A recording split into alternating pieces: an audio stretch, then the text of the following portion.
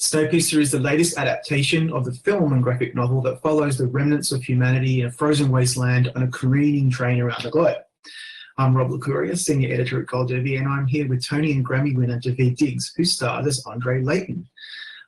David, Layton is a reluctant hero in some respects because he becomes tied up in this struggle between the extreme ends of the train. I find that his story is really fascinating. What was the key for you to getting into his head and bringing him to life? Yeah, I think Layton he's so focused on making a better life for the tale. And the interesting thing about him is as he gathers more information, as he becomes more and more of a leader, which wasn't really ever his goal. His goal was just to make things better. He didn't really have a mechanism for how to do that, and he knew how much he didn't know. It's one of the big differences between him and some of the other people in the tale. Layton was very aware of how little they knew. Mm-hmm. But as he starts to become the keeper of this information, turns out that on the train, information is some of the best currency you have. So he has to start transitioning into a role of almost of a politician, which was never his intention. And so for someone who has like a fearless sense of righteousness to then all of a sudden have to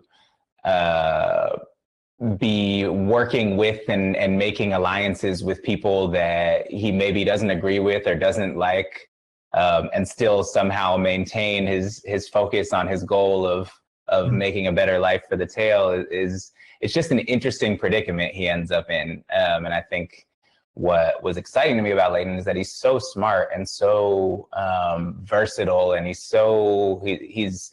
he's really good at withholding information or getting people to let their guard down.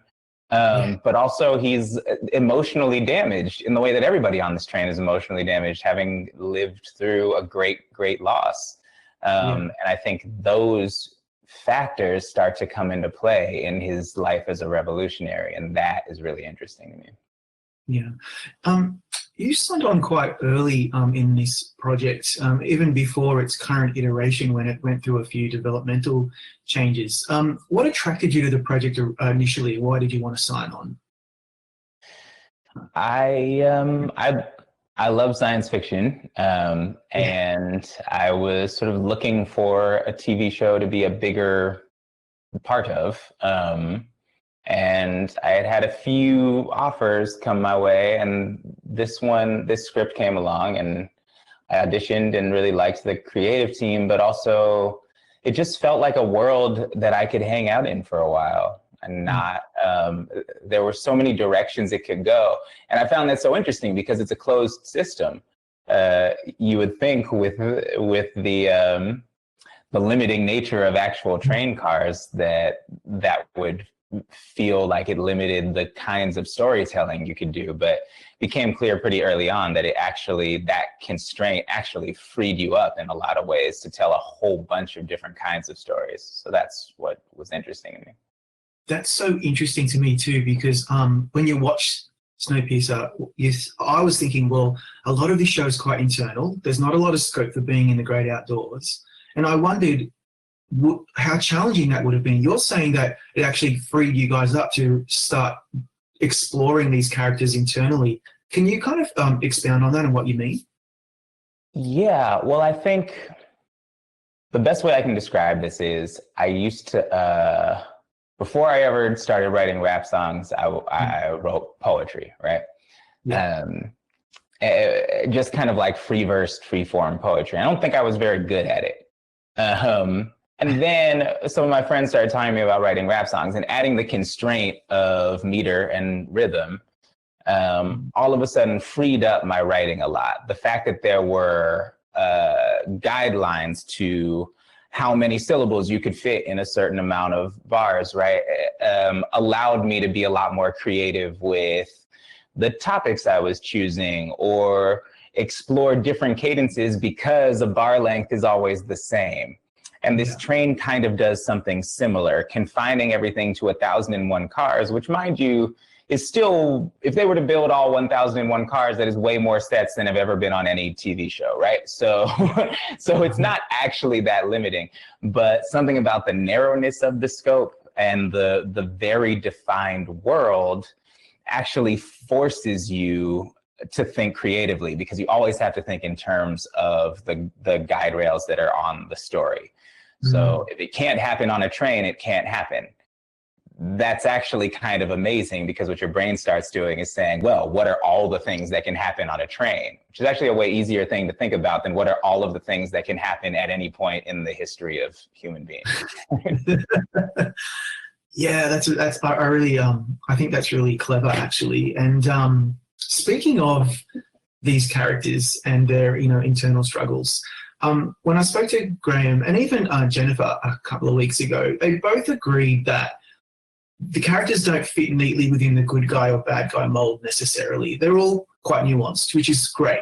What would you say is the case with Leighton? Because we start in a certain way with him, but by the end, which most of us haven't seen yet, he's a very different person. Yeah, I think his capacity to change is one of the greatest things about him, and him realizing the necessity of changing his mind and allowing that to happen. But I think it is nuanced. He's not, Leighton is set up at the beginning as kind of a hero, particularly because we start from the tailies perspective, right? So, but as we start to learn more and more about the train, not all of Leighton's choices are, I think, what everybody would consider to be the right choice. And they do end up being colored by things that are just human. His love for certain people, his distrust of other people. And so I appreciate a story that allows our heroes to be flawed. I think it actually makes them more heroic. And I think Leighton falls into that very, very flawed hero category. Yeah, that's absolutely got to be more interesting than playing some perfect guy that just doesn't have any issues. You wouldn't have a lot of scope to run it. Right, exactly. Yeah, you only get to play one thing. That'd be a very long 10 episodes for me. Yeah, it'd be very boring. While the show is fundamentally an adventure and it's exciting and it's it's just a sci-fi seen through a sci-fi lens. Sorry, but it also challenges a lot of systemic issues about class and social injustice and prejudice through that lens, which I find really interesting. So does the Bong Joon-ho film. Obviously, that must have attracted you to the project, but what are your thoughts on how the show tries to tackle those themes? I think, again, this comes down to the constraint to me in a lot of ways. By setting class on a linear train, where first class is in the front and progressively as we go back, we get lower and lower classes. By making it that obvious and that sort of simple, it allows us to make those things as table stakes and explore the intricacies of what that means. And what I think Snowpiercer does a lot of is explore class as it relates to limited resources.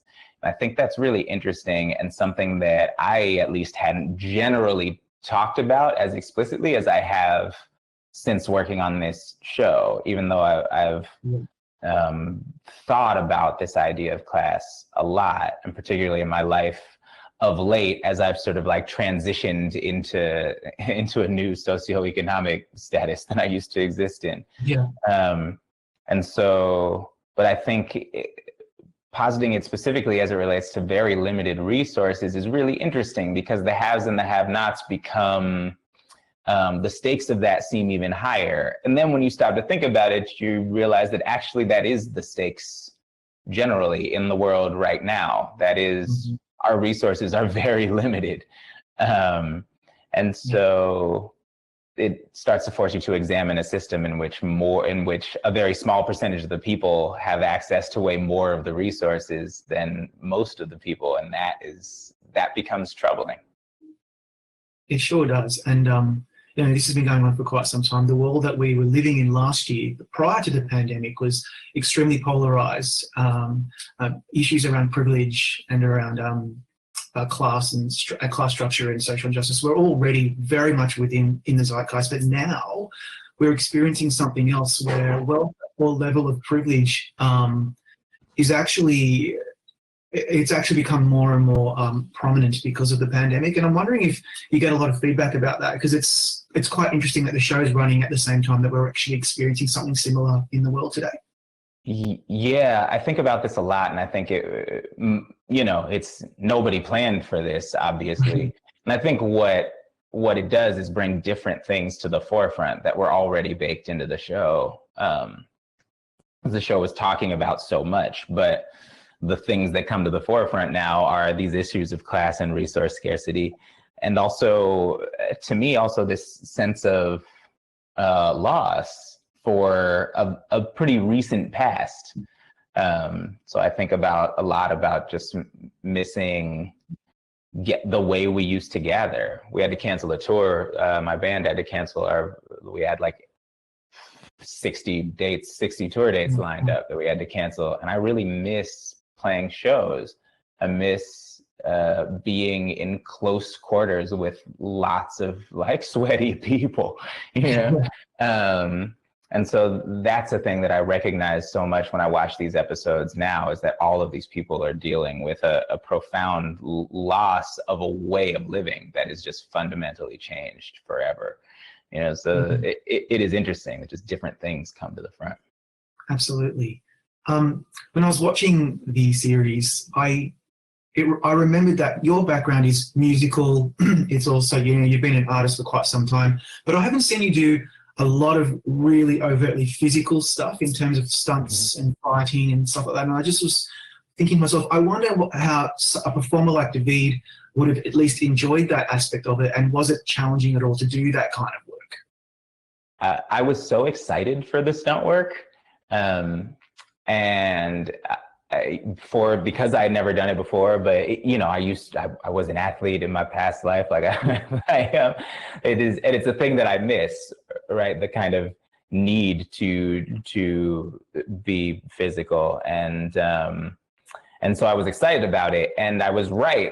I'm pretty good at it, but what was interesting to me was that it was really hard for me to beat people up in the show. Those scenes, it was really easy for me to do scenes where I get beat up because I feel super in control of that, and because our stunt team is amazing and managed to make you really look like you're getting hurt even when they're barely touching you. So that's fantastic. When it had to go the other way around, and generally speaking, like the stunt performers are asking you to hit them harder.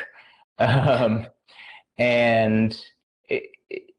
those days after, like there's a big huge fight scene that takes place, I guess I shouldn't spoil it, but later in the season there's like this pretty massive fight scene that we shot for days, and Leighton kills so many people, and going home with that was very difficult for me, actually. I found it hard to sleep those nights. So that was interesting. I did not expect that. The sort of emotional side of violent performance. Yeah, that doesn't occur to me, but obviously as the person consuming the show and watching it, it doesn't occur to me that kind of thing might actually resonate with you personally, and you have to kind of wash it off when you get home at night. Do you find that happens quite a lot when you're working and you have to get home and kind of get into a different headspace? I think particularly on a TV show, I've never thought of myself as someone who has trouble letting go of things, but you're here every day when you're working on a show like this, and I've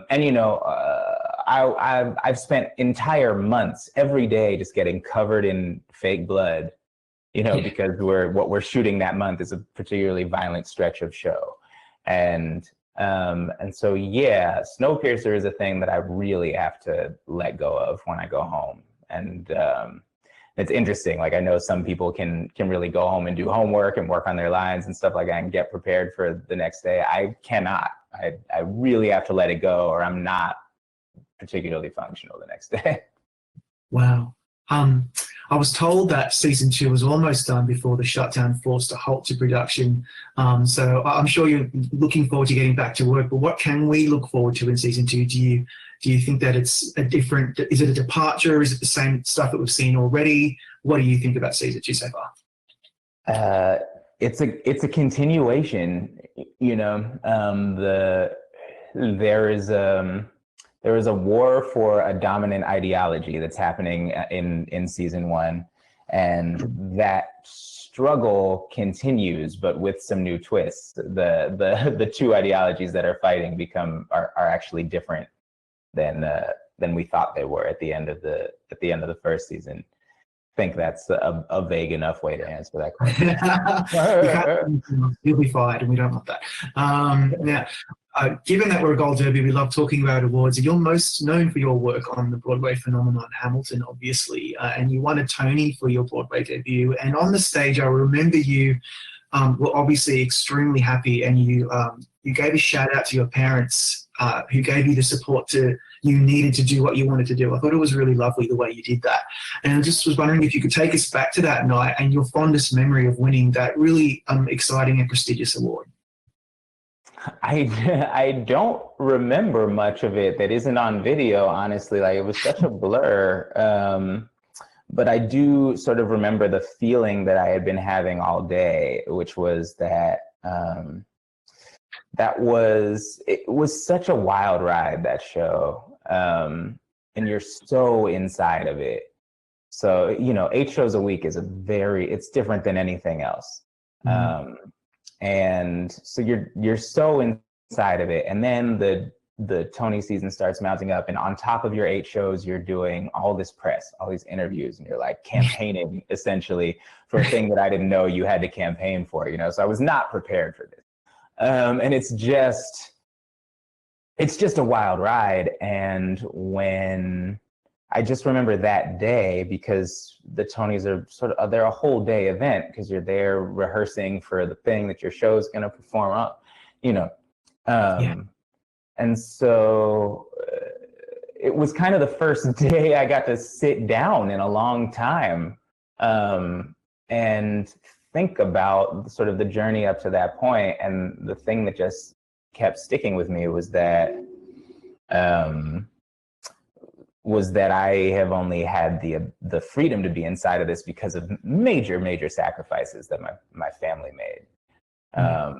And so that the kind of blinders that I had been allowed to have on, the sort of tunnel vision that it requires sometimes to get through that, was really made possible by a lot of other people who weren't me. And so that award, and I think most awards for anything that I have to do with me as an artist, like, are really it takes a village, man. There are a lot of people who that go to who are not me. Yeah, I can imagine. Anyone who has kids knows how it definitely takes a village to get them to do the things that they love. Looking forward, before we let you go, you've got The Good Lord Bird coming up. You're playing Frederick Douglass, which sounds really exciting, with Ethan Hawke. And also, I read that you're on the live-action remake of The Little Mermaid. That hadn't occurred to me. I don't think shooting has started on that yet because of the pandemic. But what are you most excited about for those 2 projects, for people to see you in something completely different? Good Lord Bird is a wild ride, man. It's if anyone who's watching this who has yet to read the novel by James McBride should go ahead and read that, because Ethan actually came and saw me in White Noise, in a Susan Laurie Parks play at the Public, and then sat down with me afterwards and gave me that book. It was like, I'm producing this and I want you to play Frederick Douglass, but read the book first. and I read it in a couple of days and was floored by it. It is incredible. And what I've seen of the show so far really stays true to it, in that it's got this really just amazing tone to it that is comic and tragic, and it's based in history, but it is through a very particular lens of a young boy sort of coming of age as he's out on the road with the abolitionist John Brown. I mean, so every person we meet is seen through this lens, including Frederick Douglass, which to me is such a fascinating way to look at somebody so important, and so somebody that I personally revere so much. But to be able to see parts of him that must be ridiculous because if I was a 13-year-old boy who had never seen any wealth before, and this is the first Black person I've ever seen with money, is really, really interesting. So that to me was super exciting, like that really fascinating take on Frederick Douglass. And again, another way to humanize our heroes, which I think makes them more heroic. And so I'm super excited about that. And I can't talk about The Little Mermaid because Disney don't be playing around here with the, you know. Suddenly Daveed Diggs will disappear and we don't want that to happen. Really be just snatched out of the meeting now. Well, Daveed, thank you so much for your work on Snowpiercer. I thought it was a really enjoyable ride. I'm looking forward to season 2 as well. And thanks for your time today. Really appreciate it. Hey, thank you so much. Everybody go to Gold Derby, make your predictions, click subscribe. We've got lots of contender chats just like this one with Daveed.